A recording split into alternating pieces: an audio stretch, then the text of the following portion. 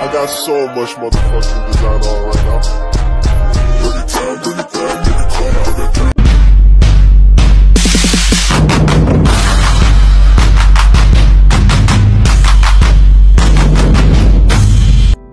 Halo, selamat sore semua. Perkenalkan, nama saya Rovina Ua dengan NPM 22220089. Di sini, saya dari Prodi Administrasi Negara semester 4C akan menjelaskan mengenai materi kami pada mata kuliah Kepemimpinan dengan dosen pengampu Bapak Pionisius Minggu. Selamat mendengarkan. Bagian pertama kita akan membahas mengenai konsep-konsep dalam kepemimpinan. Yang pertama, pengertian kepemimpinan. Secara etimologis, kepemimpinan dapat diartikan sebagai berikut. Kepemimpinan berasal dari kata dasar pimpin atau lead yang berarti membimbing atau tuntun. Setelah ditambah awalan PE atau P menjadi pemimpin atau leader. Artinya orang yang mempengaruhi pihak lain. Ditambah akhiran an menjadi puncak arti orang yang mengepalai. Setelah ditambah dengan awalan K atau KE menjadi kepemimpinan atau leadership, yang berarti kepemimpinan adalah kemampuan atau kesiapan yang dimiliki seseorang untuk mendorong, mempengaruhi, dan memotivasi dan mengarahkan orang lain menuju pencapaian tertentu. Yang berikut kita akan membahas kepemimpinan menurut Stockdale. Kepemimpinan merupakan suatu seni untuk menciptakan kesesuaian paham, suatu bentuk persuasi dan inspirasi, suatu kepribadian yang mempunyai pengaruh, tindakan perilaku, titik sentral proses, kegiatan kelompok, hubungan kekuatan atau kekuasaan, sarana pencapaian tujuan, dan suatu hasil dari interaksi. Yang berikut leadership R and Cs. Manajemen adalah inti dari administrasi dan organisasi. Kepemimpinan adalah inti dari manajemen. Pengambilan keputusan adalah inti dari kepemimpinan. Manajemen pada hakikatnya adalah ilmu pemecahan dan pengambilan keputusan. Poin B yaitu mitos-mitos dalam kepemimpinan. Yang pertama, mitos the birthright, berpandangan bahwa pemimpin itu dilahirkan, bukan dihasilkan atau didikan. Mitos ini berbahaya bagi perkembangan generasi muda. Yang kedua, mitos the for all season, berpandangan bahwa sekali orang menjadi pemimpin, selamanya dia akan menjadi pemimpin yang berhasil. Yang ketiga, mitos the intensity atau the angel lead, berpandangan bahwa seorang pemimpin harus bersikap tegas dan galak karena pekerjaan itu pada dasarnya akan bekerja jika didorong dengan keras. Poin C yaitu atribut-atribut kepemimpinan. Yang pertama, mumpuni, artinya memiliki kapasitas dan kapabilitas. Yang kedua, juara, artinya memiliki potensi baik akademik maupun non-akademik. Yang ketiga, tanggung jawab, artinya memiliki kemampuan dan kemauan untuk bertanggung jawab. Yang keempat, aktif, artinya memiliki kemampuan dan kemauan untuk berpartisipasi sosial dan melakukan sosialisasi secara aktif.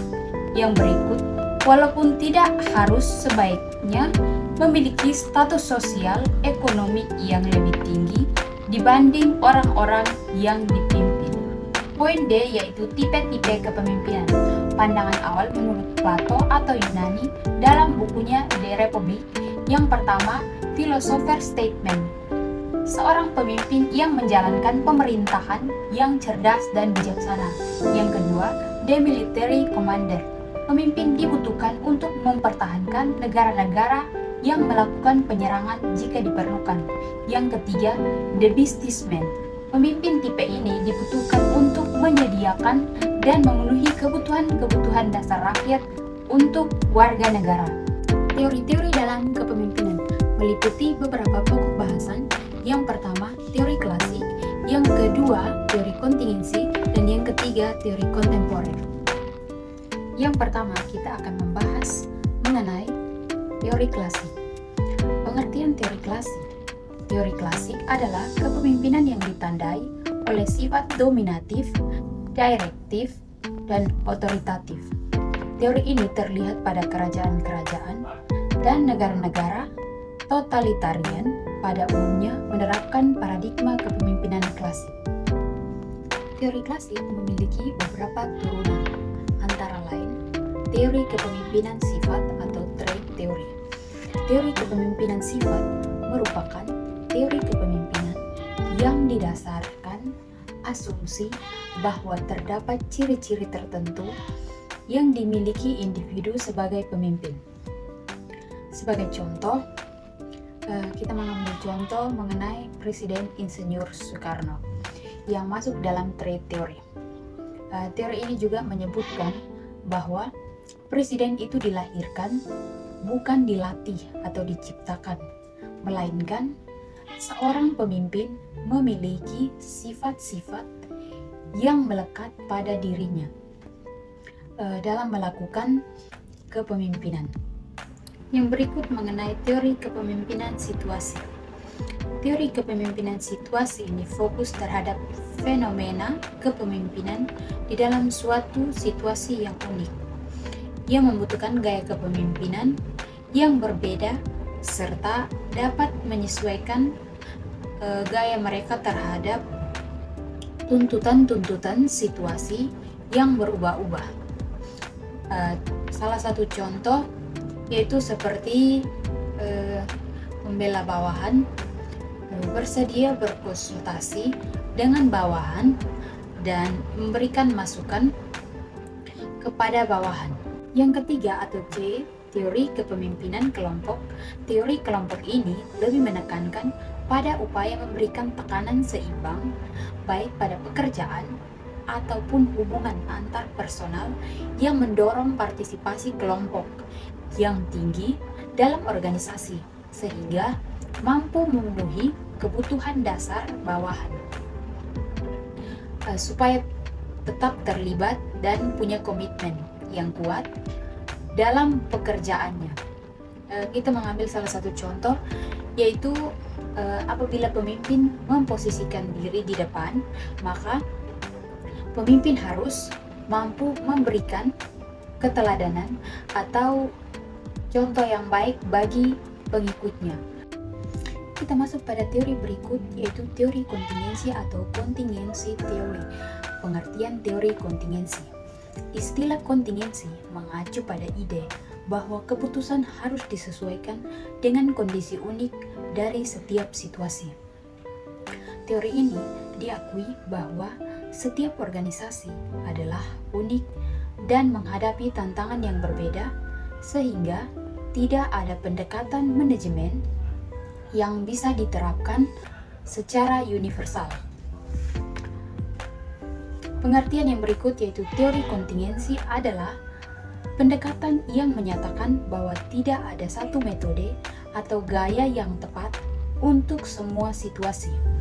Dalam teori kontingensi ada beberapa teori kontingensi yang telah dikembangkan, yaitu yang pertama, teori kepemimpinan kontingensi mengajukan bahwa keberhasilan seorang pemimpin tergantung pada sejumlah faktor situasional seperti tingkat kepercayaan bawahan dan hubungan antara pemimpin dan bawahan.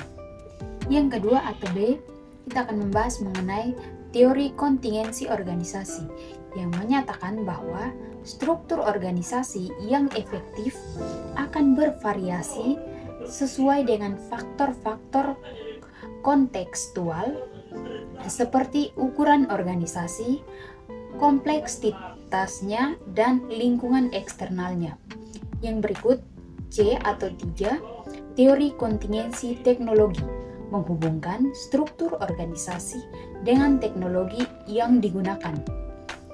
Misalnya, organisasi dengan teknologi tinggi mungkin lebih efektif dengan struktur yang fleksibel dan timbal balik. Yang berikut D, kita akan membahas mengenai teori desain sistem kontingensi, membahas bagaimana organisasi dapat merancang sistem manajemen yang sesuai dengan kebutuhan kondisi mereka, termasuk sistem penghargaan, kontrol, dan komunikasi. Kita akan membahas mengenai teori kontemporer. Yang pertama, pengertian teori kontemporer. Teori kontemporer adalah pendekatan modern terhadap kepemimpinan yang muncul sebagai respon terhadap perubahan kebutuhan dan tuntutan bisnis saat ini. Teori kontemporer juga dapat diartikan sebagai kepemimpinan yang menghadapi pemahaman orang di zaman sekarang tentang kepemimpinan. Salah satu contoh dari teori kepemimpinan kontemporer adalah teori servant leadership. Dalam teori kontemporer ada beberapa turunan, yaitu yang pertama, kepemimpinan transformasional.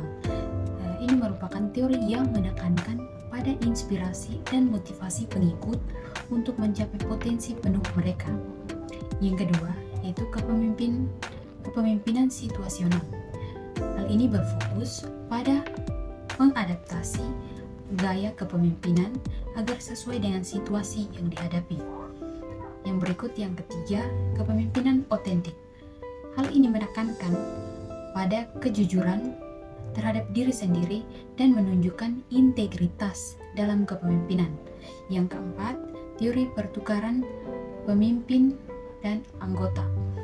Pada teori ini berfokus pada hubungan antara pemimpin dan pengikut individu, menekankan pentingnya hubungan yang positif dan produktif. Sekarang kita masuk pada poin ketiga, yaitu peran kepemimpinan dalam organisasi. Memiliki 4 pokok bahasan. Yang pertama, pengertian kepemimpinan. Yang kedua, pentingnya pemimpin dalam organisasi. Yang ketiga, fungsi kepemimpinan dalam organisasi. Dan yang keempat, peran kepemimpinan dalam organisasi. Kita akan membahas yang pertama, yaitu pengertian kepemimpinan. Menurut Kamus Besar Bahasa Indonesia atau KBBI, yaitu kepemimpinan berasal dari kata pemimpin yang berarti orang yang memimpin. Sedangkan menurut ahli Fiedler menjelaskan kepemimpinan adalah sebuah pola yang tergambar antara individu yang telah menggunakan sebuah wewenang untuk kemudian digunakan untuk mempengaruhi sekelompok orang. Pokok bahasan yang kedua, yaitu pentingnya kepemimpinan dalam organisasi. Pemimpin merupakan seorang yang positif dan penuh percaya diri, yang memiliki visi, misi, dan nilai etika yang tinggi, dengan kemampuan menyampaikan gagasan dan mampu dalam rangka mendorong dan berhubungan baik dengan orang lain. Kepemimpinan akan menjadi faktor penentu keberhasilan dalam suatu organisasi. Hal ini dikarenakan kepemimpinan menjadi titik pusat adanya perubahan signifikan dalam organisasi. Kepemimpinan menjadi kepribadian yang memiliki dampak, dan kepemimpinan merupakan seni dalam menciptakan kesesuaian dan kestabilan organisasi. Poin yang berikut yaitu fungsi kepemimpinan dalam organisasi. Kepemimpinan adalah salah satu fungsi manajemen yang mempengaruhi, mengarahkan, memotivasi, dan mengawasi orang lain agar dapat melakukan tugas-tugas yang telah direncanakan sehingga mencapai sasaran dan tujuan organisasinya. Fungsi kepemimpinan juga mencakup beberapa aspek termasuk perencanaan, pengorganisasian, pengarahan, dan pengendalian. Seorang pemimpin harus mampu merumuskan strategi, mengelola sumber daya, memberikan arahan yang jelas, dan mengukur hasil kinerja. Dan juga rahasia utama kepemimpinan adalah kekuatan terbesar seorang pemimpin bukan dari kekuasaannya, bukan kecerdasannya, tapi dari kekuatan pribadinya. Poin yang keempat yaitu peran pemimpin dalam membawa perubahan. Pemimpin dalam membawa perubahan organisasi dijelaskan peran pemimpin dalam perubahan sebagai berikut.